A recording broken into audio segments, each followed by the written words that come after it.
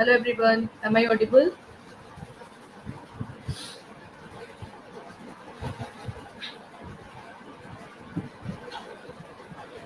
Am I audible? आप सभी को आवाज आ रही है मेरी? तो हम मॉक टेस्ट करने वाले हैं आज भी और आईफोन की वजह से मेरी अभी ये सही नहीं है, मेरी दूसरी आँख में भी हो गया है, तो इसलिए कैमरा तो ऑफ ही रहेगा। ठीक है, तो आज भी हम टेस्ट करेंगे। तो पेन कॉपी लेके बैठ जाओ फटाफट से और अपने नंबर चेक करना कितने नंबर आने वाले हैं। ठीक है, good morning everyone.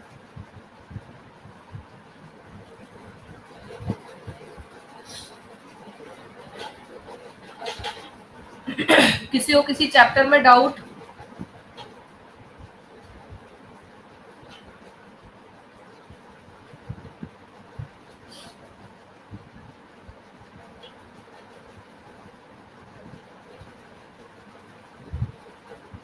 Good morning everyone.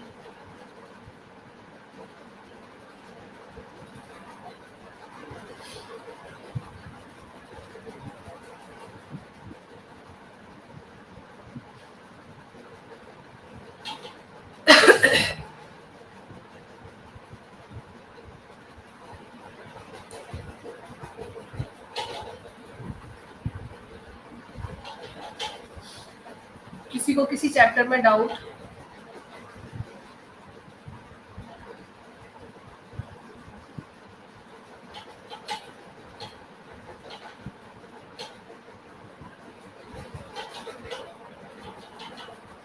पढ़ते जा रहे हैं, भूलते जा रहे हैं डियर, ऐसे थोड़ी काम चलेगा। है ना?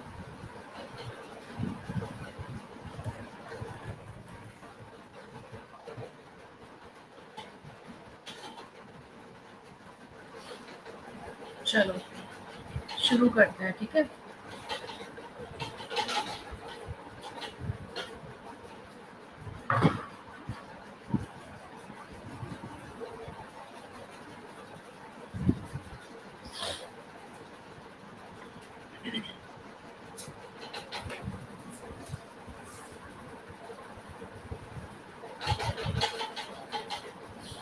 इसमें 25 प्लस क्वेश्चन होंगे। ठीक है, और करने का तरीका वही है, कोशिश करना पेन लेके बैठना, पेपर लेके बैठना, और जैसे ही आप 1 नंबर करो उसका ऑप्शन नोट डाउन कर लेना कि ए बी जो भी लिखा, और लास्ट में मैच करके टोटल कर लेना 25 में से कितने मार्क्स आ रहे हैं। ठीक है, ओके, गुड मॉर्निंग एवरीवन। और किसी डाउट, किसी चैप्टर में डाउट है तो वो बता देना, लास्ट में हम डिस्कस कर लेंगे। ठीक है, रेडी? सब लोग तैयार है टेस्ट देने के लिए? शुरू करें?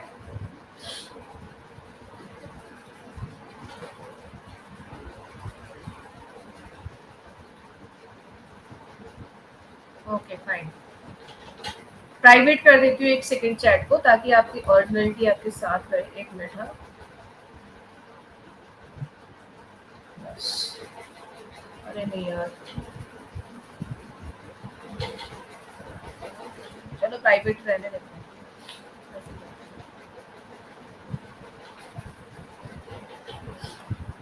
चलो क्वेश्चन नंबर 1।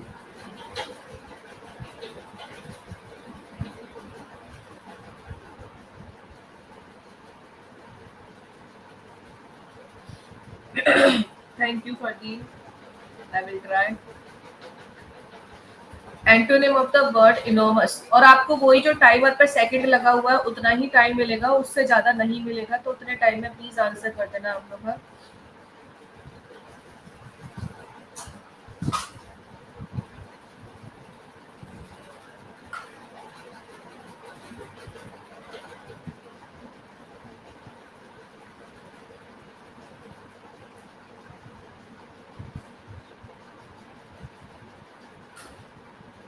ये टीचिंग एग्जाम का previous year question paper solve हो रहा है।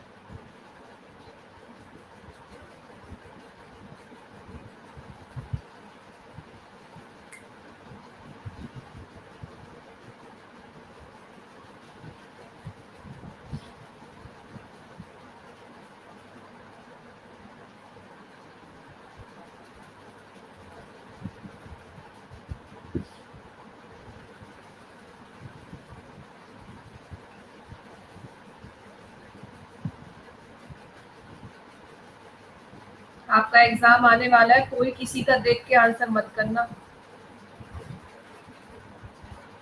अपना आंसर करना।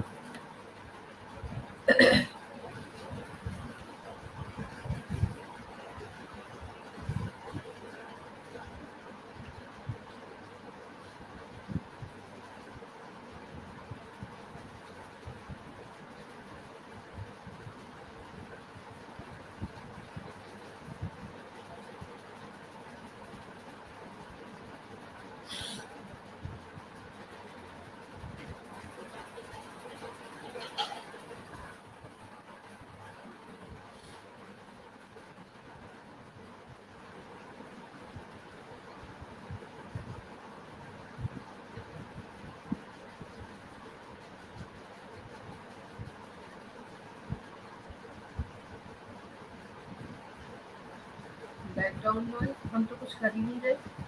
किस चीज की आवाज आ रही है?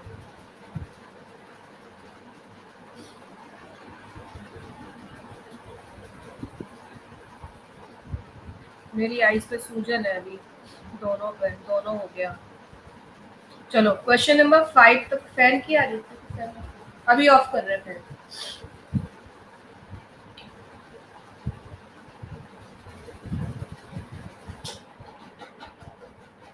चलो 5 क्वेश्चन कर लिए आपने, ठीक है, आगे बढ़ते हैं नेक्स्ट पर।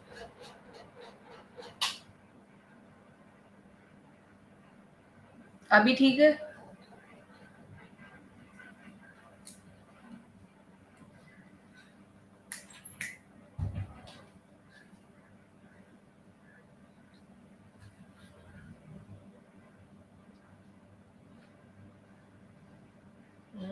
इजी है, प्रीवियस ईयर है।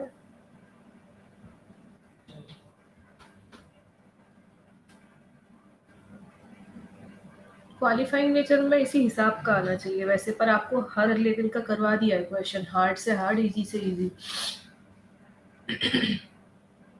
3 बजे वाला सेशन जरूर अटेंड करना, हाँ सब लोग।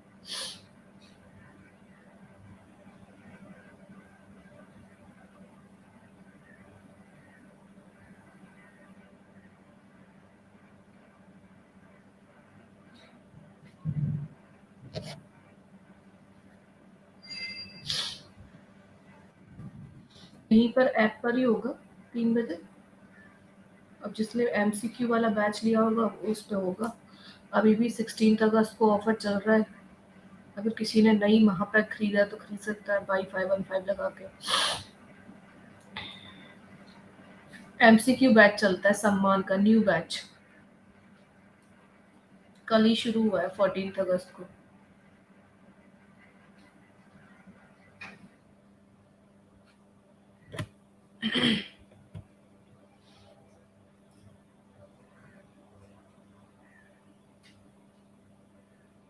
ये नहीं होगा रवि रंजन, अभी डिस्कस करेंगे, अभी मैंने देखा नहीं है क्या है क्या है, बस क्वेश्चन नंबर 10 तक आ गए। क्वेश्चन नंबर 10 तक मैं सॉल्यूशन करा दूंगी अभी, ठीक है? 10 कर लो पहले आप लोग।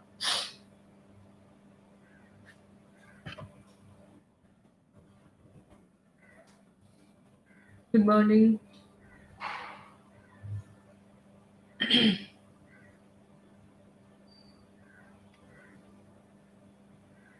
ये एक पेडागोजी से क्वेश्चन आ गया है।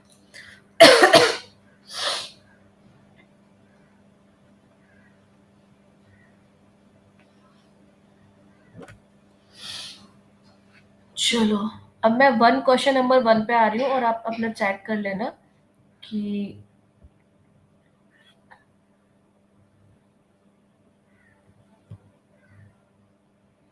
पेडागोजी का बाद कराया नहीं मैंने आपको, उसको छोड़ देते हैं, बताएंगे बाद में। आपके एग्जाम में पेडागोजी नहीं आएगी। चलो देखो, antonym of the word enormous, है ना? इनॉर्मस का मतलब क्या होता है? बहुत बड़ा। क्या होता है? बहुत बड़ा। कितना बड़ा? लाइक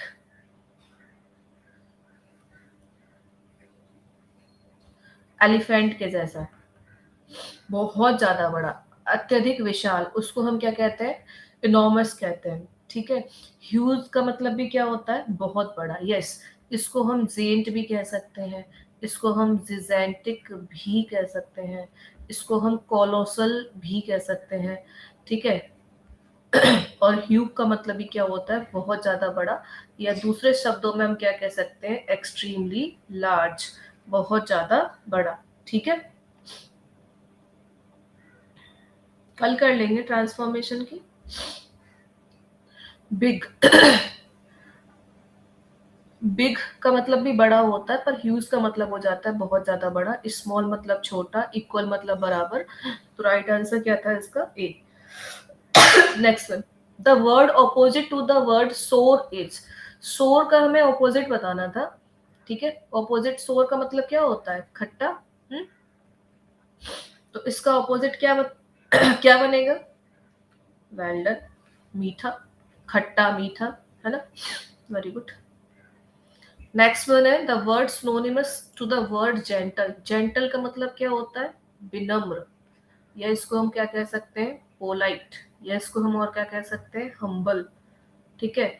मैन का मतलब तो जानते ही हो आप, ब्रेव। ब्रेव का मतलब क्या होता है, बहादुर। पावरफुल का मतलब क्या होता है, शक्तिशाली।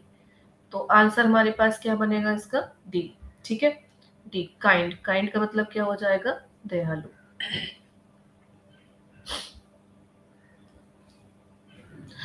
विच of the following sentence represents a simple present tense. यहाँ पे कह रहा है कि कौन सा वाक्य ऐसा है जो सिंपल प्रेजेंट टेंस को रिप्रेजेंट करेगा।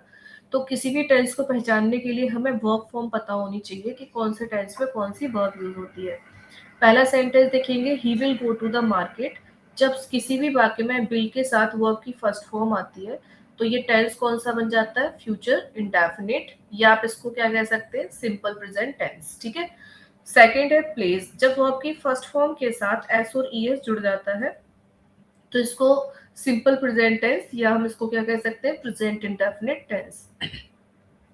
We eat enough butter this morning. We eat enough butter this morning. I think ये ना ईट की जगह एट होना चाहिए था, क्योंकि दिस मॉर्निंग की बात कर रहा है कि इस सुबह हमने पर्याप्त बटर खाया था। तो ये वाला जो है ये आपका एट होना चाहिए था, और वर्ब की सेकंड फॉर्म क्या बन जाती है, पास्ट इंडेफिनिट, है ना। नेक्स्ट है एम गोइंग। एम के साथ इज या एम या आर के साथ जब वर्ब की फर्स्ट फॉर्म में आईएनजी आता है, तो ये टेंस किस नाम से जाना जाता है, ये टेंस जाना जाता है प्रेजेंट कॉन्टिन्यूअस टेंस के नाम से। हमसे सिंपल प्रेजेंट टेंस पूछा, बी बन गया आंसर। ध्यान रखना मैंने इसको वर्ब की सेकंड फॉर्म में क्यों कन्वर्ट किया है, क्योंकि अगर हम इसको प्रेजेंट इंडेफिनिट रखते तो इसकी ये आदत बन जाती कि we eat enough butter this morning की, इस सॉरी दिस इवनिंग की, इस शाम को हम पर्याप्त बटर खाते हैं। तो ये किसी की आदत नहीं है कि पर्याप्त बटर खाते, दिस मॉर्निंग ओवरऑल दिया हुआ है यहाँ पे, तो इस शाम खाया था, 20 का सही आंसर था। Which verb is not in the future indefinite tense. अब इसमें पूछा गया कि कौन सी फ्यूचर इंडेफिनिट टेंस की वर्ब नहीं है। सारी की सारी फ्यूचर इंडेफिनिट ही है, तीन, है ना, क्योंकि अभी बताया था फ्यूचर इंडेफिनिट के लिए हमें क्या चाहिए, विल के साथ वर्ब की फर्स्ट फॉर्म या शैल के साथ वर्ब की फर्स्ट फॉर्म। तो ये कौन सा टेंस हुआ, ये आपका हुआ प्रेजेंट इंडेफिनिट टेंस। तो हम ये कह सकते हैं कि डी जो है वो फ्यूचर इंडेफिनिट टेंस नहीं है, ठीक है। Next one, which of the following verbs is written in the past form. इन चारों में से कौन सा पास्ट में प्रयोग किया गया है। इस टाइप का टेंस भी क्वेश्चन भी मैटर करता है। कात्यायनी होगी क्लास, ठीक है। रिटन इन पास्ट सिंपल, ठीक है। गेट वर्ब की फर्स्ट फॉर्म है, प्ले वर्ब की फर्स्ट फॉर्म है, पे वर्ब की फर्स्ट फॉर्म है, सॉ वर्ब की सेकंड फॉर्म है। तो ये वर्ब की फर्स्ट फॉर्म जो होती है जनरली प्लुरल मानी जाती है, और इनका प्रयोग हम किस में करते हैं, प्रेजेंट इंडेफिनिट टेंस में कर सकते हैं, है ना। और वर्ब की सेकंड फॉर्म का किसके साथ यूज करते हैं, पास्ट इंडेफिनिट के साथ। तो हमारे पास यही पास्ट सिंपल की फॉर्म है। वर्ब की फर्स्ट फॉर्म प्रेजेंट फॉर्म के नेम से जानी जाती है, जबकि वर्ब की second form past form. Verb की थर्ड फॉर्म जो जानी जाती है परफेक्ट फॉर्म के नेम से जानी जाती है। वर्ब की फोर्थ फॉर्म कॉन्टिन्यूअस फॉर्म के नेम से जानी जाती है, ठीक है, ये ध्यान रखना। और वर्ब की फिफ्थ फॉर्म कैसी फॉर्म होती है, सिंगुलर फॉर्म होती है। वर्ब की फिफ्थ फॉर्म का मतलब होता है वर्ब की फर्स्ट फॉर्म में एस और ईएस, और वर्ब की फोर्थ फॉर्म का मतलब होता है वर्ब की फर्स्ट फॉर्म में आईएनजी। तो आंसर क्या हो गया, डी। हाँ, मेरी तबीयत क्या, मेरे को आई फ्लू हुआ है दोनों आँखों में। Which of the following sentence is in the passive voice? इन चारों में से कौन सा पैसिव वॉइस में है? तो आपको सिखाया है, सबसे आसान है पैसिव वॉइस को पहचानना कि पैसिव वॉइस की पहचान क्या होती है। पैसिव वॉइस के साथ बी फॉर्म के साथ वर्ब की थर्ड फॉर्म आती है, यानी कि जितनी भी टेंस की वर्ब होती है, प्रेजेंट इंडेफिनिट, पास्ट इंडेफिनिट, इन सब में क्या आता है, बी प्लस वर्ब की थर्ड फॉर्म होता है ना। ये प्रीवियस ईयर में आए हुए क्वेश्चन है, मैंने आपको दोनों टाइप कराने हैं दिनेश। ये प्रीवियस ईयर क्वेश्चन है, आए आएगा ये नहीं कह रही, ये आया था, ठीक है। प्रीवियस ईयर क्वेश्चन मैंने करा दे रही हूँ टीचर एग्जाम के, और न्यू भी कराने हैं, दोनों पैटर्न आपको कराने, इजी एंड हार्ड दोनों, ठीक है। चलो, विच of the following sentence in the passive voice? तो देखो यहाँ पर बी फॉर्म के साथ थर्ड फॉर्म है, तो ये पैसिव फॉर्मेट है।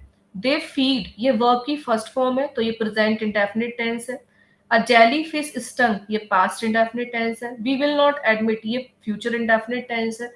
तो आंसर क्या हो गया, ए। पैसिव वॉइस में हमें क्या चाहिए, जनरली इज एम आर के साथ वर्ब की थर्ड फॉर्म, ठीक है। सोनाली कह रही है मेरी बहन भी गई थी गोवर्धन परिक्रमा लगाने, 24 घंटे लगे। पहली बार लगाया होगा इसलिए लगे। चलो next one, point out the word which can be substituted for the given sentence, the act of killing one's wife. यानी कि एक्ट का मतलब क्या होता है, कृत। कृत का मतलब क्या है, कार्य। ऐसा कार्य, मतलब यहाँ पर मतलब क्या है कि किसी की पत्नी की हत्या कर देना, ठीक है। जीनोसाइड नो, इसको हम क्या कहते हैं, ज्यूरीसाइड। ये इसका सही आंसर बनेगा, पत्नी की हत्या। ये एग्जाम में बहुत आता भी है, ठीक है। Good morning. Next, let he is a skilled worker. यहाँ पर आपको बताना था कि कौन सा टेंस यूज होगा, है ना। ये इनवैलिड एक्ट है, कौन सा,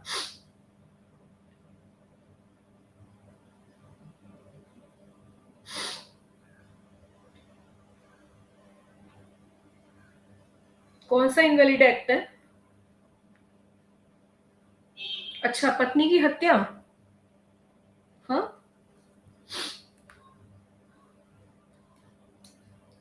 ओके, इसका आंसर बता रहे हो सब लोग। So let he is a skilled worker, मैंने आपको सारे कंजक्शन के टाइप बताए थे। क्या बताया था कि अनलेस कहाँ पे यूज होता है, कंडीशनल के साथ जनरली। अगर सिंस कंजक्शन बनता है तो इसकी एक शर्त थी कि जहां पर सिंस आएगा उसके साथ सब्जेक्ट प्लस वर्ब की सेकंड फॉर्म आएगी, और इस तरफ क्या आएगा, सब्जेक्ट प्लस प्रेजेंट परफेक्ट। ध्यान हो तो आपको, नहीं हो तो कोई दिक्कत नहीं है, मैं बता रही हूँ। और दो के साथ क्या आता है, कॉमा आता है, ये आपको बता दिया है। और बट, बट कब आता है, जब एक तरफ किसी पर्सन की पॉजिटिविटी के बारे में बात कही जा रही है और एक तरफ नेगेटिविटी, जब कॉन्ट्राडिक्शन क्रिएट होता है वहां पर क्या यूज करते हैं, बट, है ना। और एक कंडीशन और होती है ऑल्दो, ऑल्दो के साथ हमेशा क्या आता है, यट। तो एक ही कंडीशन फॉलो हो रही है यहाँ पर बी, तो आंसर क्या आ जाएगा, बी। दो let he is a skilled worker.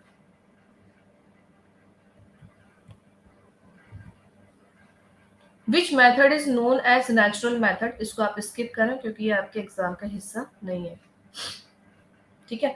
अब 9 में से कितने सही हुए फटाफट से बताओ। नेक्स्ट क्वेश्चन की तरफ बढ़ रही हूं मैं आपका।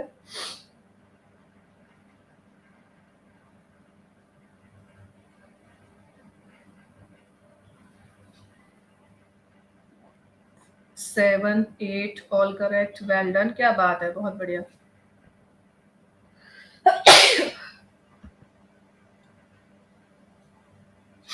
दिवाकर 5, आरटी 6, बहुत इजी था। क्वेश्चन 10 को स्किप करें, छोड़े, मैं 10 के लिए काउंट ही नहीं कर रही। 9 में से बताइए आप लोग। वेल डन एवरीवन, बहुत बढ़िया। नेक्स्ट क्वेश्चन, दो का हिंदी होता है यद्यपि। यद्यपि, सोने में एंटोनेम करा देंगे। आप दीप्ति ही मैम ही हो ना, आपकी आवाज चेंज लग रही है। डिसाइड कर लो, पेपर पेपर के बाद डिसाइड करना कि मैम है कि कोई और है। चलो नेक्स्ट क्वेश्चन की तरफ बढ़े। 11, tick the correct option to complete the sentence the prime minister held. आपको इस सेंटेंस को ना कंप्लीट करना है।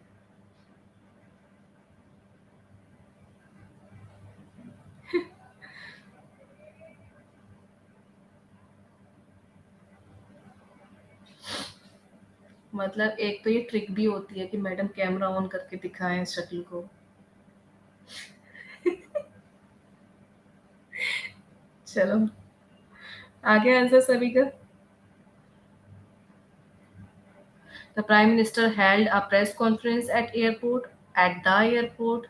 क्या आना चाहिए? क्या लगता है इसमें? इसमें मुझे क्या लगता है कि ये जो क्वेश्चन है आर्टिकल से रिलेटेड है और इसको इस तरीके से बनाया गया है कि आप लोग कंफ्यूज हो जाओ, राइट?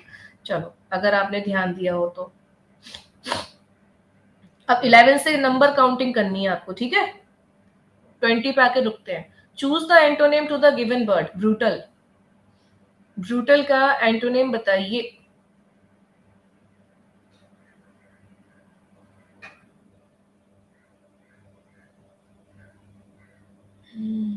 क्यों करा रखा है, गलत नहीं होना चाहिए किसी का। एंटोनिम बताना, ये ध्यान रखना, एंटोनिम।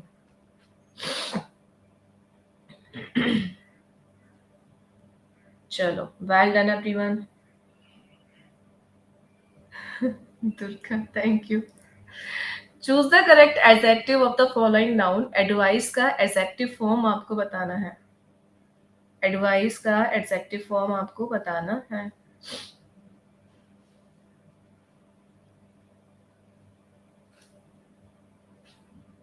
जो लोग इजी इजी बोल रहे हैं ना बेचारे, उन बच्चों से पूछो जिनके 9 में से 5 नंबर आए।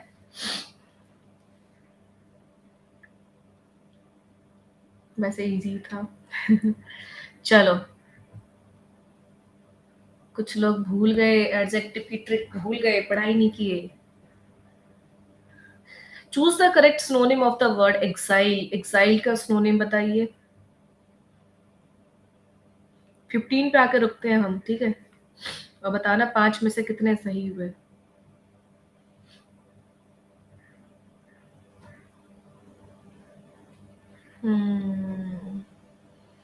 ओके, चलो, गड़बड़ हो रहा है।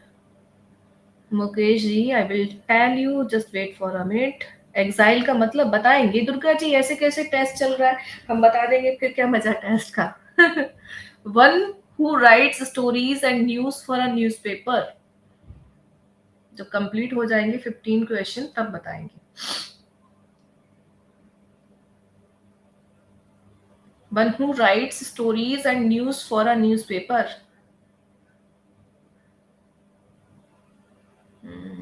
चलिए, अब बढ़ते हैं क्वेश्चन नंबर 11 की तरफ। चेक कि तुम्हारे 11 से 15 तक कितने नंबर आए, इसका भी खुलासा होने वाला है अगले 1 मिनट में। एक सेकेंड, क्वेश्चन नंबर 11 की तरफ बढ़ते हैं, ठीक है? तो यहाँ लिखा है the prime minister held press conference at the airport, है ना? तो हमें ये था कि आर्टिकल से रिलेटेड यहाँ पे पॉइंट था कि आना चाहिए कि नहीं आना चाहिए। अब देखो क्यों, क्या सीन है ये, यहाँ पे देखो किस चीज कह रहे हैं। 5 में से 4, 5 में से 4, 5 में से 3, लास्ट वाला गलत हो गया, फाइन, कोई बात नहीं। चलो, अब यहाँ ध्यान दीजिए। The prime minister held a press conference eight airport. यहाँ पे जो इन्होंने एयरपोर्ट से पहले कोई भी आर्टिकल नहीं लगाया है, ये इनकरेक्ट है। क्योंकि जब आर्टिकल नहीं लगता है ना, जब आर्टिकल नहीं लगता है तो क्या होता है, वो पॉइंट समझो। देखो, ध्यान दो। एक है कि हमें ए और एन का यूज करना है आर्टिकल का तब जब हमें इंडेफिनिट सेंस आएगा। एक आर्टिकल आपने जाना द तब जब डेफिनिट सेंस आएगा। इसमें खासियत ये थी कि इसके बारे में पूर्व चर्चा की जा चुकी थी, कुछ ना कुछ एक्स्ट्रा इन्फॉर्मेशन मिलती है। और ए और एन का मतलब होता है जनरली कहीं पर हम इसका प्रयोग कर दें। नो आर्टिकल कहाँ पे आता है, ये समझो कि हम आर्टिकल का प्रयोग कब नहीं करते। आर्टिकल का प्रयोग हम तब नहीं करते जब वो बात सभी पर लागू हो। सभी पर इन द सेंस, जैसे फॉर एग्जांपल मैंने कहा honesty is the best policy. ईमानदारी एक अच्छी नीति है। यहाँ पर ये ऑनेस्टी एक नाउन है और इससे पहले हमने कोई आर्टिकल का प्रयोग नहीं किया। ऐसे ही मैंने कहा वाटर इज लाइफ। जल ही जीवन है। वाटर एक नाउन है, इससे पहले कोई आर्टिकल नहीं आया। या मैंने कहा मैन इज मोर्टल, ध्यान से समझ लेना इस पॉइंट को। मैन इज मोर्टल, मोर्टल का मतलब होता है नश्वर, नष्ट होने वाला। मनुष्य कैसा होता है? मनुष्य नश्वर है, यानी कि नष्ट हो जाता है। मानव जाति कैसी है? नश्वर है, नष्ट हो जाती है। अब ये बात honesty is the best policy सभी के ऊपर अप्लाई होती है, not only me, not only you, but for all, सभी के ऊपर, कि ईमानदारी एक अच्छी नीति है, इसमें स्पेसिफिक करने का कोई आवश्यकता नहीं है। वाटर इज लाइफ, जल ही जीवन है, सभी के लिए है, इसमें कोई आवश्यक ऐसा नहीं कि कोई स्पेशल पानी होगा वो ही जीवन है, या कोई स्पेशल आदमी होगा केवल वही नष्ट होगा, ऐसा कुछ नहीं है, ये सभी पर एप्लीकेबल है, तो यहाँ पर हमें कोई भी आर्टिकल की आवश्यकता नहीं है। तो अगर हम यहाँ पर लगा दें the prime minister held a press conference eight airport, तो पता नहीं कौन से एयरपोर्ट की बात हो रही है, यहाँ तो सेंस ही नहीं बन रहा ना। तो अगर यहाँ पे आर्टिकल नहीं आएगा तो ये इनकरेक्ट सेंस हो गया। ठीक है, अब इसी बेसिस पे हम इसको भी आउट कर सकते हैं, ए डी ऑप्शन को, कि इसमें भी कोई आर्टिकल नहीं यूज किया है ना। अब बनता है B option, a press conference at the airport. बताओ, प्राइम मिनिस्टर यदि प्रेस कॉन्फ्रेंस रखेंगे तो किसी ना किसी स्पेसिफिक एयरपोर्ट पे ही रखा होगा, तो दा तो दोनों में लगना चाहिए। अब बात करते हैं कि प्रेस कॉन्फ्रेंस से पहले ए आर्टिकल आएगा कि नहीं आएगा, है ना। ए आर्टिकल आएगा कि नहीं आएगा, है ना। The prime minister held a press conference, once again अगर हम प्रेस कॉन्फ्रेंस से पहले ए आर्टिकल नहीं लगाएंगे तो वही सेंस आ जाएगा, यूनिवर्सल सेंस, है ना, कि ये बात सभी के ऊपर लागू हो रही है। जबकि प्रेस कॉन्फ्रेंस कोई भी एक ली होगी उन्होंने, तो फिर ये भी यहाँ से इनकरेक्ट सेंस हो गया। The prime minister held a press conference at the airport, prime minister ने एयरपोर्ट पर एक प्रेस कॉन्फ्रेंस रखी, यहाँ पर क्या सेंस आ रहा है? ए का एक। सी नंबर भी तो हो सकता है डियर, यहाँ पे सी नंबर तब हो सकता था जब प्रेस से पहले यहाँ कोई आर्टिकल दिया होता, प्रेस से कोई आर्टिकल नहीं दिया है ना। कौन सी प्रेस कॉन्फ्रेंस? क्या ये पूरी यूनिवर्सल पे यूनिवर्सल ट्रुथ है? कुछ ऐसा है नहीं ना, है ना। ठीक है, क्लियर हो गया सबको? चलो आगे बढ़ते हैं। Next question, brutal. ब्रूटल का मतलब क्या होता है? ब्रूटल का मतलब होता है क्रूर। इससे मतलब क्या होता है ब्रूटल से?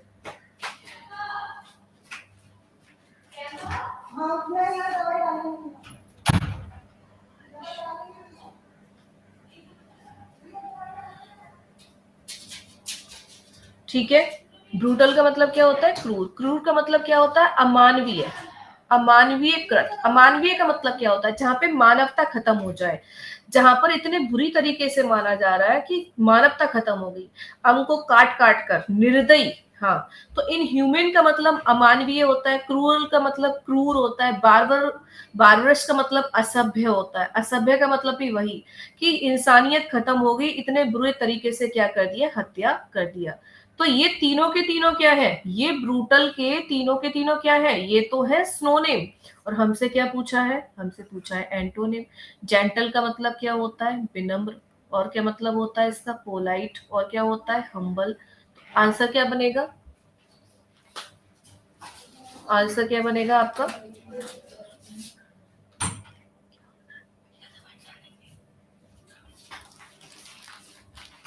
ठीक है,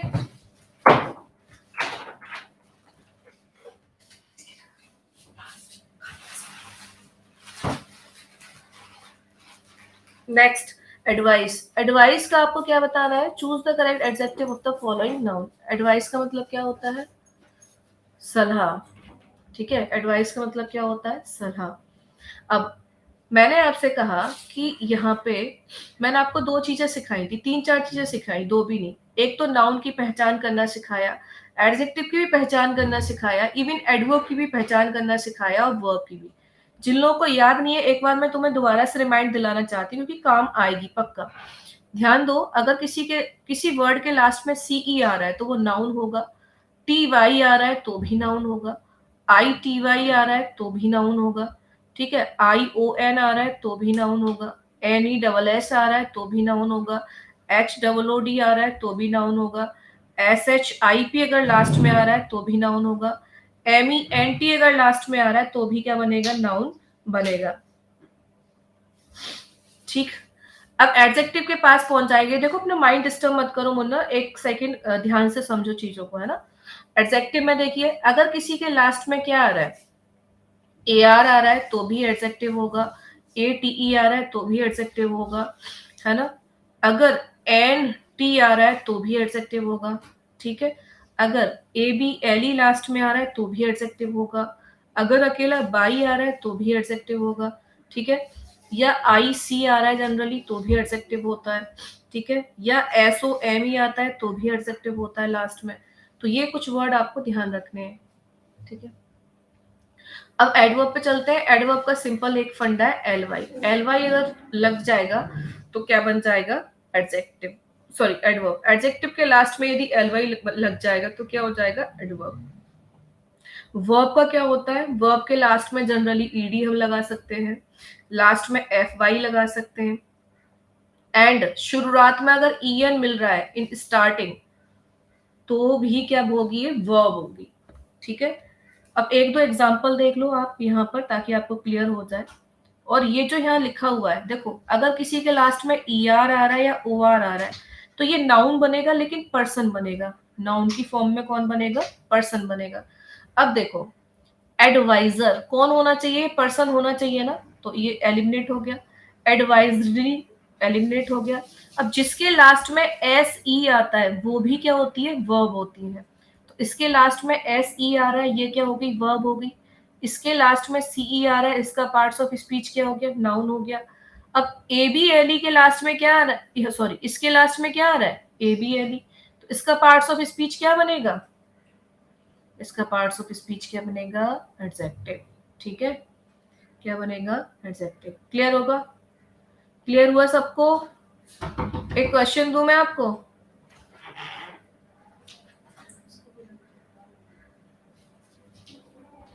ठीक है। एक क्वेश्चन मैं आपको देती हूँ और बताना कौन सा किसका पार्ट्स ऑफ स्पीच है, ठीक है। मैं आपको एक क्वेश्चन देती हूँ और मुझे बताना क्या है, फटाफट से। प्रैक्टिस लिखा है मैंने एक, इसका पार्ट्स ऑफ स्पीच बताओ। प्रैक्टिस लिखा है मैंने, इसका पार्ट्स ऑफ स्पीच बताओ।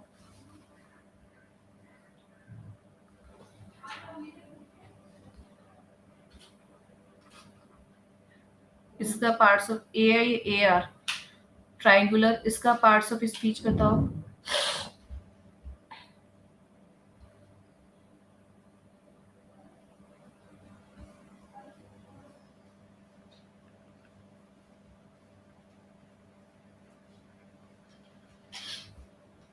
ठीक है, वूलन, इसका पार्ट्स ऑफ स्पीच बताओ। तो P R A C T I C E, इसके लास्ट में सी ई आ रहा है तो इसका पार्ट्स ऑफ स्पीच क्या हुआ बोलो, नाउन। ऐसी हुआ तो क्या हुआ बोलो, वर्ब। ए आर आ रहा है तो क्या हुआ, एडजेक्टिव।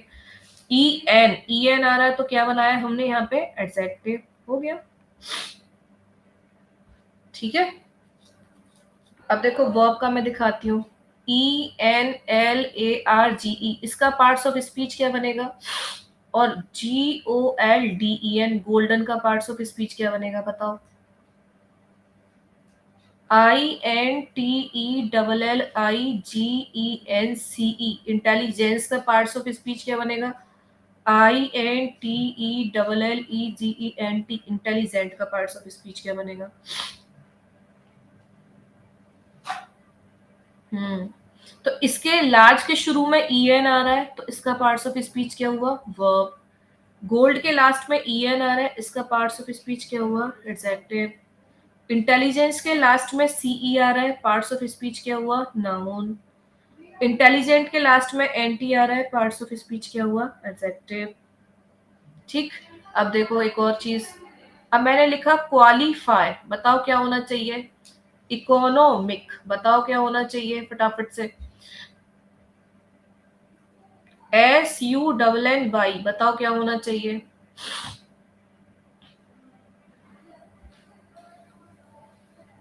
क्वालिफाई, क्वालिफाई का पार्ट्स ऑफ स्पीच क्या बनेगा भाई, इसके क्वाली के इसमें लास्ट में क्या आ रहा है, एफ वाई। एफ वाई किस में आ रहा था ढूंढो, एफ वाई आ रहा है किसमें, वर्ब में। तो FY वाला क्या बन जाएगा? वर्ब।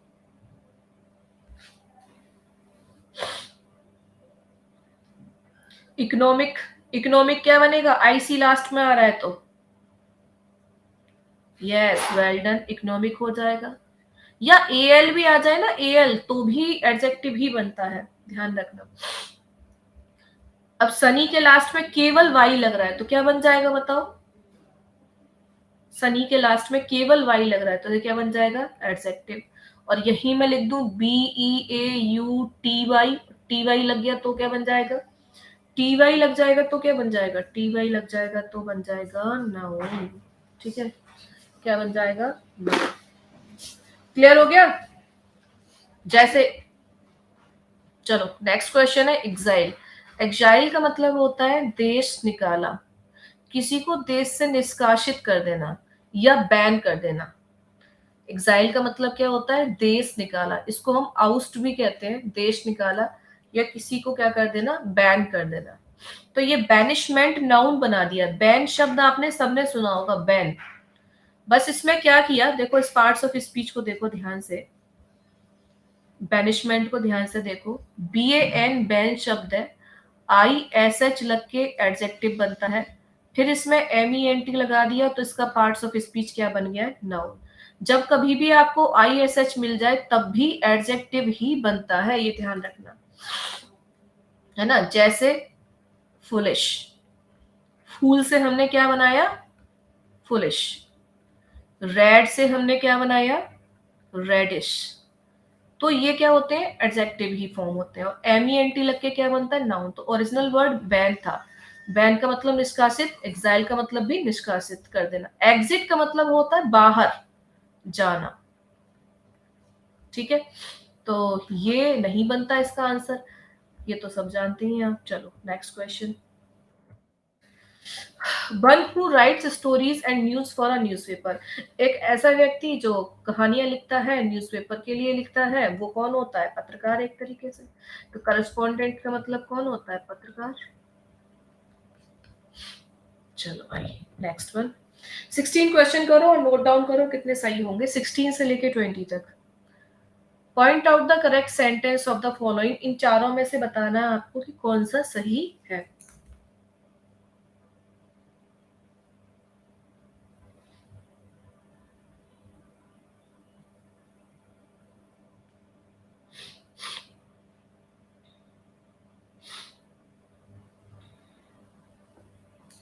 बन गया? वीडियो नहीं आ रहा? 15 का आंसर, 15 का आंसर बताया था ना, करस्पॉन्डेंट डी। वीडियो आ रहा है सभी का? वीडियो आ रहा है? मेरे फोन में तो क्लियर आ रहा है वीडियो सब कुछ। अच्छा, मेरे फोन में तो सब सही आ रहा है। एक बार रिफ्रेश करो आप लोग। चलो क्लियर है। चलो 16 नंबर करो अब, 16 नंबर, हाँ क्वेश्चन नंबर 16 करो। Point out the correct sentence of the following. इन चारों में से एक सही होगा। ग्रामेटिकली चेक करना है। देखो जब इस टाइप के वाक्य आते हैं ना एग्जाम में, तो ये समझ लो कि ये एक क्वेश्चन नहीं है, ये एक क्वेश्चन 4 के बराबर पड़ता है, क्योंकि सारे रूल इसमें लग जाते हैं सब्जेक्ट वर्ब एग्रीमेंट के। ट्राई करिए। टाइमर ओवर, मैं आगे बढ़ रही हूँ। Okay,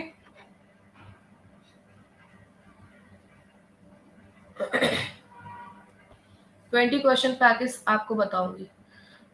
the bridal of my daughter will be on 10th December।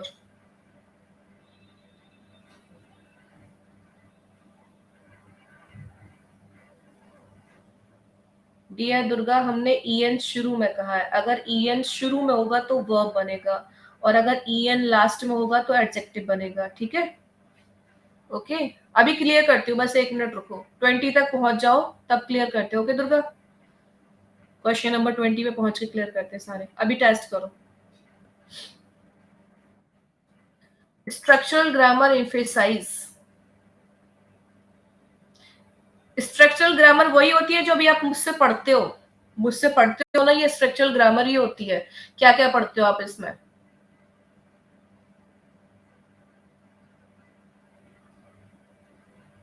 सब कुछ पढ़ते हो इसमें आप?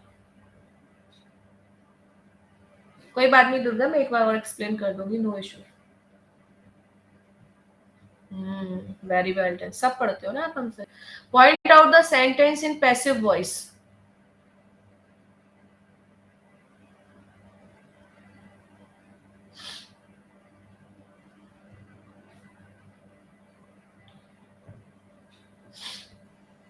Question number 20, pick out the comparative form of the sentence.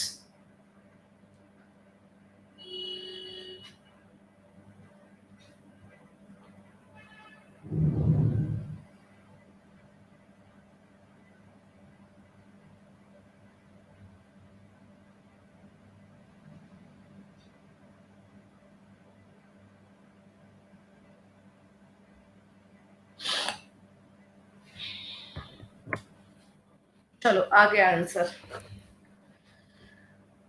बढ़ते हैं आगे की तरफ और वापस से पहुंचते हैं कि कितने आपके सही हुए। बताओ फटाफट से कितने सही हुए 15 से 20 तक।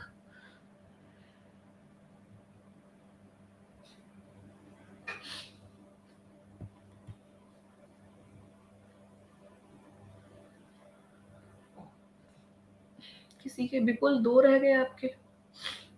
3 राजेश, ओके, 3 4 3 4। विपुल बताना कौन कौन से गलत है। प्रियंका कुमारी मुझे बताओ एक बारी कौन कौन से गलत हुए आपके 3 क्वेश्चन, ठीक है। विक्रम प्लीज बताइए कौन कौन से 3 गलत हुए। गुड्डी कुमारी प्लीज टेल मी कौन कौन सी चीजें गलत हो रही है, कहाँ पे समझ में नहीं आ रहा है, ठीक है। अभी मैं एक्सप्लेन करने वाली हूँ और मुझे बताओ कि कौन कौन से गलत हुए हैं, ताकि एग्जाम में ना हो। चलो ठीक है, सेंटेंस वाले, ठीक है, अभी क्लियर करते हैं। क्वेश्चन नंबर 16 को ध्यान से देखो, करते कैसे हैं पहले तो ये देखो। Point out the correct sentence. हम करेक्ट सेंटेंस को कैसे पहचानेंगे? करेक्ट सेंटेंस को हम कैसे पहचानेंगे? हम देखेंगे कि जो सेंटेंस है उसमें ग्रामेटिकल रूल सही लगे हैं कि नहीं लगे हैं। ग्रामेटिकल रूल से मतलब है क्या इसमें नाउन का नियम सही लगा है, प्रोनाउन का सही लगा है, सब्जेक्ट वर्ब एग्रीमेंट ठीक है क्या, टेंस सही से प्रयोग हुआ है, वर्ब सही से प्रयोग हुआ है। ओवरऑल जब इस टाइप से चेक करना होता है तो हमें हर एक चीज पे ध्यान देना होता है। और देखते कैसे हैं, शुरुआत से देखो। सबसे पहले वाक्य पे जाएंगे, ही लिखा है, उसके बाद एंड लिखा है, फिर आई लिखा है। तो आप देख पा रहे हो पार्ट्स ऑफ स्पीच ही और आई का क्या है, जल्दी से बता दो कमेंट करके कि ही और आई का पार्ट्स ऑफ स्पीच क्या है, तभी तो हम सोचेंगे इसके बारे में। ही एंड आई का पार्ट्स ऑफ स्पीच क्या है। आती आई फ्लू हो गया है तो मैं बताती हूँ, दवा जो मैं यूज कर रही हूँ वो आप भी लगाना। ही एंड आई क्या है, प्रोनाउन। तो आपके दिमाग में अब तुरंत ये क्लिक होना चाहिए कि प्रोनाउन का नियम क्या कहता है। जब एंड से 2 प्रोनाउन जुड़े हो तो इसका नियम क्या कहता है।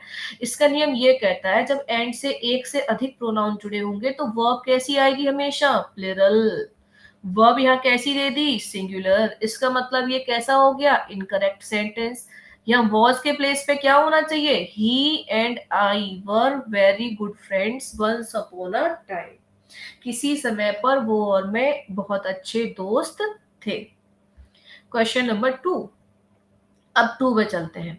अब चेक करो क्वेश्चन नंबर 2 में कि कमेटी का पार्ट्स ऑफ स्पीच क्या है, जल्दी से बताओ। कमेटी का पार्ट्स ऑफ स्पीच क्या है, ठीक है विपुल, डोंट वरी। कमेटी का पार्ट्स ऑफ स्पीच क्या है, देखो सीखो कि कैसे उसको सही करते हैं। कमेटी का पार्ट्स ऑफ स्पीच क्या है? कमिटी का पार्ट्स ऑफ स्पीच क्या है, noun, pronoun, verb. Very well done, noun है। अब हमें सोचना है कि रूल क्या कहता है अगर ये नाउन है। तो रूल ये कहता है कमिटी का, हाँ, कलेक्टिव नाउन है, वेल डन। इसका रूल ये कहता है कि अगर किसी सेंटेंस में आपको कमेटी मिल जाए, यदि किसी सेंटेंस में आपको जूरी मिल जाए, ठीक है, यदि किसी सेंटेंस में आपको कमेटी या जूरी मिल जाए, तो अगर इनसे यूनाइटेड सेंस आ रहा है तो वर्ब कैसी आएगी, सिंगुलर। अगर इनसे डिवाइडेड सेंस आ रहा है तो वर्ब कैसी आएगी, प्लुरल। अब देखो यहाँ पे डिवाइडेड दिया हुआ है, यहाँ पे देयर दिया हुआ है, यहाँ वर। वर्ब तो बिल्कुल सही है, प्लुरल, क्योंकि डिवाइडेड सेंस है। और यहाँ देयर प्रोनाउन भी सही है भाई। जब वर्ब प्लुरल है तो प्रोनाउन भी प्लुरल आएगा, सब कुछ सही है, यानी कि सेकंड सेंटेंस बिल्कुल ठीक है। ठीक है, अब हम नेक्स्ट को भी चेक कर लेते हैं कि सी क्यों गलत है। अब सी पे आओ, फटाफट से चेक करो यहाँ से कि एवरी का पार्ट्स ऑफ स्पीच क्या है। जल्दी कमेंट करके बताओ मेरे को फटाफट से। यहीं के यहीं रट जाना चाहिए, मैं इसीलिए इतना डेप्थ में पढ़ा रही हूँ कि आपका ये समझ लो टॉपिक का एक पर्टिकुलर रूल रिवाइज हो रहा है। Every student should do one's duty. Dear noun नहीं है, ये नाम थोड़ी है, एवरी स्टूडेंट नाउन है। एवरी का पार्ट्स ऑफ स्पीच क्या है, कंजक्शन कैसे हो गया एवरी। एवरी नाउन से पहले क्या आता है, फटाफट बताओ, नाउन से पहले क्या आता है, नाउन से पहले क्या आता है, एडजेक्टिव, प्रोनाउन, एडवर्ब, क्या आता है नाउन से पहले। नाउन से पहले शब्द एडजेक्टिव कहलाता है। तो ईच और एवरी क्या है, डिटरमाइनर। तो जब नाउन से पहले एडजेक्टिव एवरी या ईच आते हैं, ऐसे केस में सब कुछ सिंगुलर होता है, ये सिखाया है। जब कभी भी आपको एवरी मिल जाए, ईच मिल जाए एज अ डिटरमाइनर फॉर्म, तो इसके बाद नाउन भी सिंगुलर, इसके बाद आने वाली वर्ब भी सिंगुलर, इसके बाद आने वाला प्रोनाउन भी कैसा होता है, सिंगुलर। तो यहाँ पे पहले तो वंस नहीं आना चाहिए, इनके साथ जो प्रोनाउन आता है वो हमेशा हिज आता है। किसके साथ, ईच और एवरी के साथ। तो वंस के प्लेस पे क्या आएगा, हिज आएगा। ठीक, अब दोबारा बताओ, ईच का पार्ट्स ऑफ स्पीच क्या है यहाँ पे, each boy and each girl. Each boy and each girl, parts of speech क्या है, फटाफट से बताएं।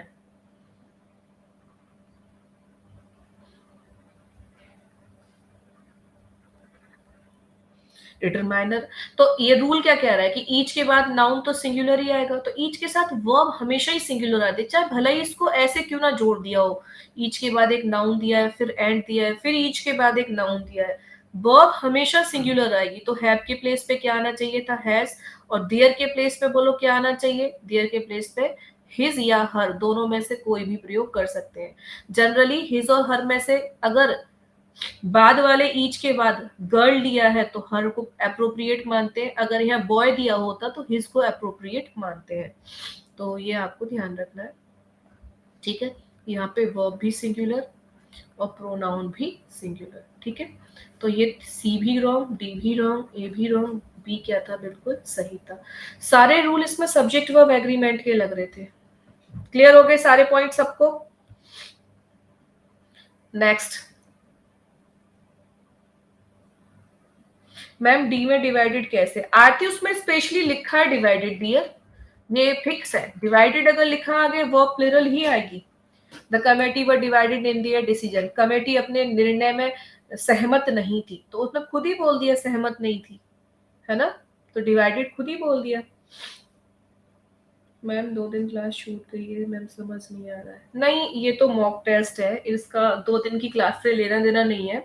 सब्जेक्ट वर्ब एग्रीमेंट हमारा हो चुका है, ऑलमोस्ट सारे टॉपिक जितने भी इसमें आए हैं वो सब हो चुके हैं। चलो अब बढ़ते हैं हम क्वेश्चन नंबर 17 की तरफ, कि 17 में क्या एरर है ना। देखो, the bridal of my daughter will be on 10th दिसंबर। तो ब्राइडल के बाद ये एडजेक्टिव फॉर्म है, क्योंकि अभी बताया एल जिसके लास्ट में आएगा एडजेक्टिव और उसके बाद नाउन आना चाहिए, तो ईडी हटा दो। सेरेमनी अपने आप में नाउन है, ईडी फॉर्म बिल्कुल यहाँ से हटा दीजिए। अब ऑफ माई डॉटर बिलबी, बिलबी के बाद हमें फॉर्म कैसी चाहिए, मैंने कहा ना बी के साथ वर्ब की थर्ड फॉर्म आती है,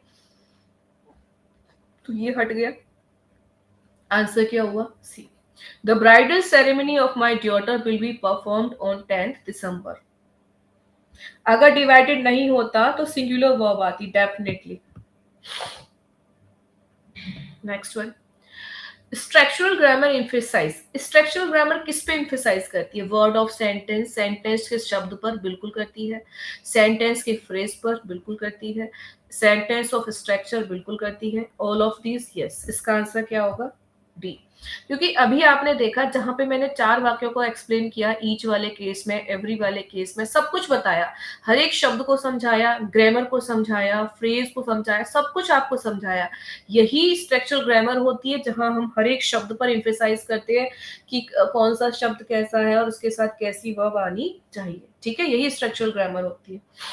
point out the sentence in passive voice. Passive voice का अभी अभी सिखाया था कि अगर आपको बी के साथ वर्ब की थर्ड फॉर्म मिल जाए तो पैसिव है, या वर्ब के साथ ING form past continuous tense है, हैव बीन के साथ वर्ब की थर्ड फॉर्म यही पैसिव स्ट्रक्चर है, हाइड वर्ब की फर्स्ट फॉर्म है, तो ये आपका कौन सा फॉर्म है, इनकरेक्ट फॉर्म है, विल हैव के साथ वर्ब की थर्ड फॉर्म है, लेकिन अगर ये पैसिव होता तो यहाँ बीन लगना चाहिए था, इसका मतलब ये भी पैसिव नहीं है, तो आंसर क्या हुआ, बी। इम्फेसाइज का मतलब होता है जोर देना किसी बात पर, इम्फेसाइज का मतलब होता है बल देना या जोर देना। जैसे जैसे अभी आप बल देते हो कि मैम वोकेबलरी याद नहीं होती। संक का मतलब होता है डूबना, the enemy will have sunk the ship by now, डूबना, ठीक है। थ्रो मतलब फेंकना, ठीक है। चलो,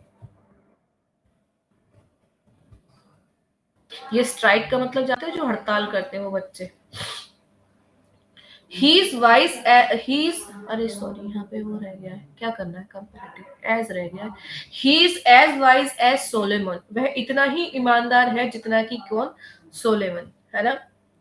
अब इसको हमें किस में कन्वर्ट करना था, कंपैरेटिव में। ये मैंने सिखाया भी था जब पॉजिटिव से कंपैरेटिव और सुपरलेटिव कर रहे थे, कैसे करते हैं। एक वाक्य आप लोग एक बार देख लो तो आपको बिल्कुल अच्छे से क्लियर हो जाएगा। मैं एक वाक्य लिख रही हूँ यहाँ पे सुपरलेटिव फॉर्म का, ठीक है। मैंने यहाँ पे लिखा, जैसे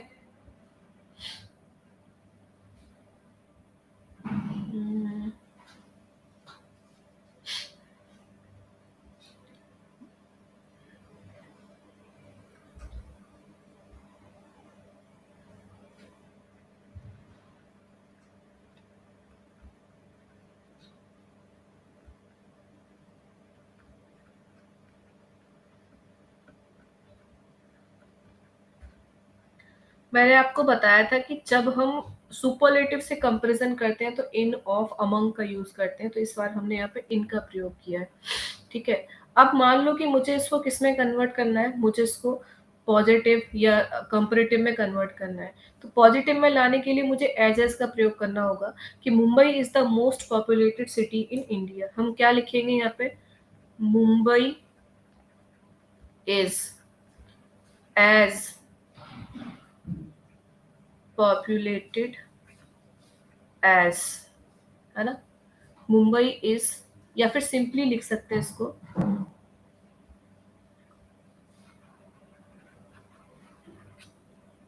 Mumbai is as populated, Mumbai is populated लिख दो, मुंबई इज पॉपुलेटेड, ऐसे भी कर सकते हो।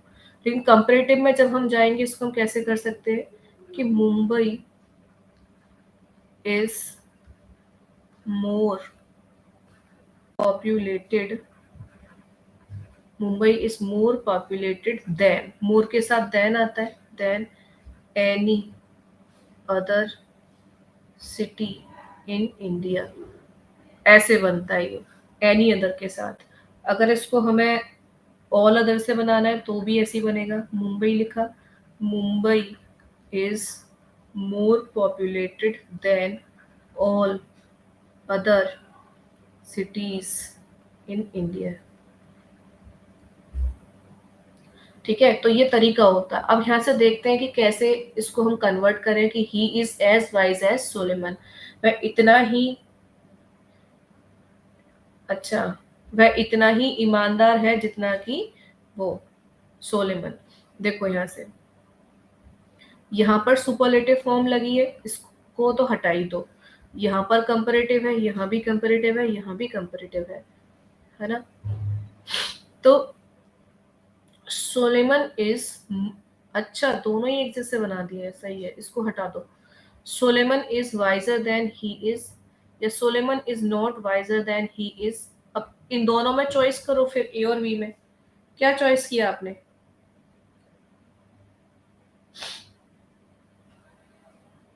पहले देखो कि he is as wise as Solomon, वह इतना ही बुद्धिमान है जितना कि सोलेमन, है ना। तो इसका मतलब कोई भी किसी से ज्यादा नहीं है, दोनों कैसे हैं, बराबर हैं। तो बराबर है, तो यहाँ पे क्या आना चाहिए, सोलेमन इज वाइजर देन। अगर हम यहाँ पे इसको सेंटेंस को देखें तो क्या निकल रहा है, Solomon is wiser than he is. इसकी तुलना में सोलेमन क्या है, वाइजर ज्यादा है, तो ये ज्यादा की बात कर रहा है, तो ये आउट हो गया। अब देखो बी को, सोलेमन इज नॉट, सोलेमन जो है इज नॉट नहीं है बुद्धिमान, किसके, ही के। तो ये जब एक दूसरे के बराबर नहीं है यानी कि अपने आप में क्या है, इक्वल है। यहाँ पर क्या है, एक दूसरे के बराबर है तो एक दूसरे से कम या ज्यादा नहीं है, तो यही इसका सही आंसर बनेगा। किसी को कोई डाउट?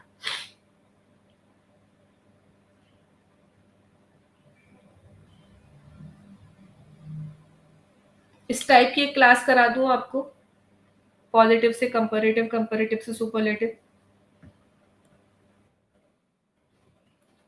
चलो question number 21, once again check this, कराएंगे फिर, ठीक है कल कराते हैं। Pick out the sentence that has a demonstrative adjective in it. चारों में से वो ढूंढना है जिसमें डिमोस्ट्रेटिव एडजेक्टिव का प्रयोग किया गया है। ठीक है करा देंगे। एक आपको डिग्री को चेंज कैसे करते हैं और क्लॉज को कैसे करते हैं, दोनों करा देंगे। ठीक है मुकेश जी। सी और ए और सी सेम थे इसीलिए हटा दिया उसमें से।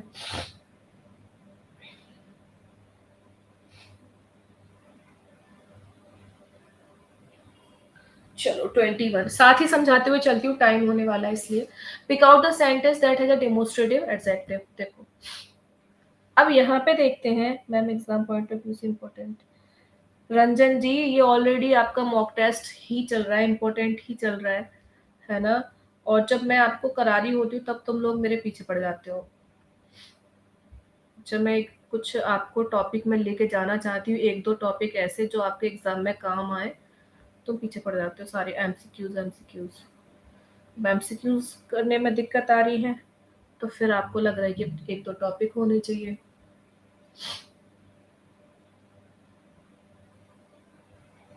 ये एमसीक्यू पूरा 25 का एक सेट है। सुपरलेटिव ठीक है करा देंगे, वो तो कराएंगे, don't worry. Positive, comparative, superlative कराएंगे और क्लॉज अभी कराएंगे। एंड प्लीज शांति से इन दोनों को कर लेना, एमसीक्यू एमसीक्यू मत करना उस दिन। Pick out the sentence that a demonstrative adjective. Demonstrative क्या होता है, संकेतवाचक। देखो इट यहाँ पर क्या है, इट भी प्रोनाउन है। और ध्यान रखना इट एक ऐसा प्रोनाउन होता है जिसका यूज टाइम के लिए कर सकते हो आप, जिसका यूज वेदर के लिए कर सकते हो, जिसका यूज डिस्टेंस बताने के लिए कर सकते हो। तो यहाँ पर डिस्टेंस बताने के लिए इट का प्रयोग किया गया है ना। This kind of question is often asked in examination. This जो होता है एक्चुअली क्या होता है, this that these those demonstrative adjective होते हैं, है ना। और ईच क्या होता है, ईच डिस्ट्रीब्यूटिव एडजेक्टिव होता है। और हिज क्या होता है, पॉजेसिव एडजेक्टिव होता है। ठीक है, बी आंसर है। हाँ बिल्कुल किसी जी करवाएंगे। 3 बजे वाईटी पर मैं नहीं आने वाली, क्योंकि वाईटी पर क्या है ना, बड़ा बोर्ड होता है और मेरी अभी आंखें इस सेंस में नहीं है कि मैं बोर्ड पर जाऊँ। सूजन आई हुई है दोनों आंखों पे। तो मैं 3 बजे जो क्लास है वो हमारी ऐप पर है, एक न्यू बैच है, सम्मान बैच एमसीक्यूज का, उसमें चल रही है क्लास। डरना नहीं है एके जी, बिल्कुल मत डरो। पैसेज पूछेगा नहीं बट कराएंगे आपको, पूछेगा तो कर पाओ। A hater of women. ध्यान देना, हेट को हम इंग्लिश में क्या कहते हैं, हेट को हम इंग्लिश में मिसो कहते हैं। मिसो का मतलब क्या होता है, हेट। और लव के लिए हम क्या यूज करते हैं, फिल। ठीक है, तो हेट की बात हो रही है।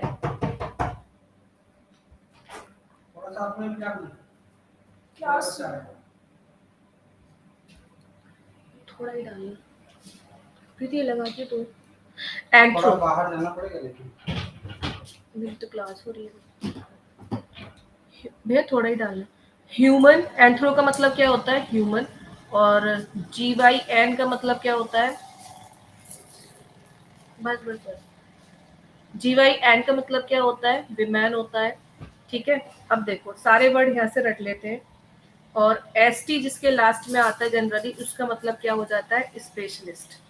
ये कीवर्ड आपको याद रखने हैं। जब भी मिसो वर्ड आ जाए तो हेट, PHIL फिल आ जाए तो इसका मतलब लव, एंथ्रो आ जाए तो ह्यूमन, GYN गाइन वर्ड आए तो विमेन, और ST लास्ट में आ रहा है तो स्पेशलिस्ट। ठीक है, अब देखो सबसे पहले मिस का मतलब क्या है, हेट, एंथ्रो का मतलब क्या है, ह्यूमन। तो जो मानव जाति से घृणा करता है उसको हम क्या कहते हैं, मिसैंथ्रोप, यानी कि मानव से घृणा करने वाला, मानव से घृणा करने वाला। ठीक है, नेक्स्ट है मिसोगेनिस्ट। इसका मतलब क्या होगा, जो महिला से घृणा करे, क्योंकि गायन का मतलब क्या है, महिला। तो महिला से जो घृणा करेगा उसको हम क्या कहेंगे, उसको हम कहेंगे मिसोगैनिस्ट। मर्सिनरी, मर्सिनरी कौन होता है, धन लोलुप। धन लोलुप का मतलब होता है जिसको केवल धन धन की ही पड़ी है। फिलेंथ्रोप, फिल का मतलब क्या है, प्यार, एंथ्रो का मतलब क्या है, ह्यूमन, ST, यानी कि ऐसा जो मानव से प्यार करता है, मानव प्रेमी। पूछा क्या है, hater of women, hater of women क्या कहलाएगा, मिसोगैनिस्ट। ठीक है, हेटर ऑफ ह्यूमन क्या कहलाएगा, मिसैंथ्रोप, और लवर ऑफ ह्यूमन क्या कहलाएगा, डी। क्लियर हो गया सारे वर्ड। चलो नेक्स्ट वन ट्राई करो एक क्वेश्चन, टाइम तो हो चुका है, चलो बस 1 मिनट और।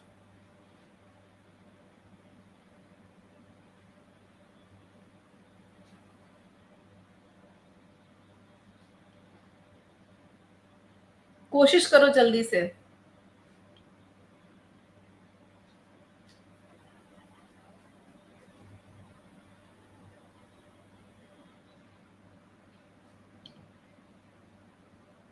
चलो बन गया, आंसर है इसका सी। एनी का यूज नेगेटिव में ही करते हैं, तो सब में नॉट लगा हुआ है, इसको हटा दो। ये ध्यान रखना, एनी का यूज नेगेटिव सेंटेंस में ही प्रयोग करते हैं। विल के साथ वर्ब की फर्स्ट फॉर्म आती है तो इसको हटा सकते हैं। अब इन दोनों में से एक होगा। अब यहाँ प्रेजेंट, फ्यूचर और प्रेजेंट का कॉम्बिनेशन होता है तो पास्ट को हटा सकते हैं। आंसर क्या हो गया, C. Will you buy a car if you don't have any money, यदि तुम्हारे पास कोई धन नहीं होगा तो क्या तुम पैसे वो खरीदोगे। चलो इसको ना अब आप प्रैक्टिस कर लेना, क्योंकि टाइम हो गया है तो मैं आपको सेंड कर देती हूँ। कोई दिक्कत किसी को इसमें, या अभी क्लास होगी ना आप लोगों की साइंस की, क्लास है आप लोगों की साइंस की, नहीं है क्लास, तो क्लास कर लो। बाकी बचे हुए क्वेश्चन 2 ही बचे हैं, आप कर ले, एक ही बचा है शायद, 2425। ठीक है, और कल को हम टॉपिक करने वाले हैं कौन सा, क्लॉज करेंगे। और कल हम MCQs नहीं करेंगे, थोड़ा सा आपको आधा घंटा टॉपिक कराऊंगी और आधा घंटा MCQs। ठीक है,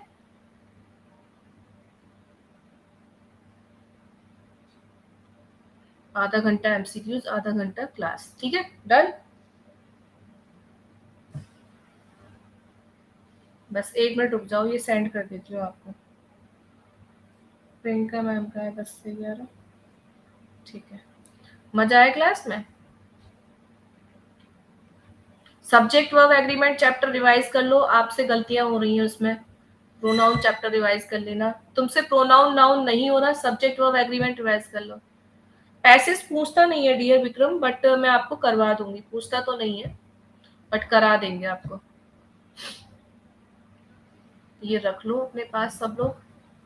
ठीक है, हम अपनी तरफ से कमी नहीं छोड़ेंगे किसी भी उसमें। ठीक है, अपनी तरफ से पूरा 100% देना है। पैसेज आए तो पैसेज करो, वो जो भी हो करते रहो। हाँ ठीक है, सब लोग सब्जेक्ट वर्ब एग्रीमेंट पढ़ लेना अच्छे से, जरूर आता है यहाँ से क्वेश्चन। वन वर्ड एक बार रिवाइज करना, सब्जेक्ट वर्ब एग्रीमेंट रिवाइज करना। ठीक है, लेवल यही है ऑलमोस्ट क्वालिफाइंग नेचर का, तो हार्ड लेवल तो मैंने बहुत करा रखा है आपको। प्रैक्टिस सेट में पैसेज आता नहीं है बट मैं करा दूंगी, आएगा तो कर लेना आप। ठीक है, चलो take care everyone, bye bye. And please 5 star कर देना, करा दीजिए। हाँ मैं खुद से करा दूंगी, डोंट वरी। एग्जाम से पहले सारे डाउट क्लियर कर लेंगे, टेंशन मत लो। बस आप एक काम करना, कल सब्जेक्ट आज ढंग से याद करके सब्जेक्ट वर्ब एग्रीमेंट चैप्टर बस एक रिवाइज कर लो, एक चैप्टर बस। ठीक है, ध्यान से। चलो take care everyone, bye bye.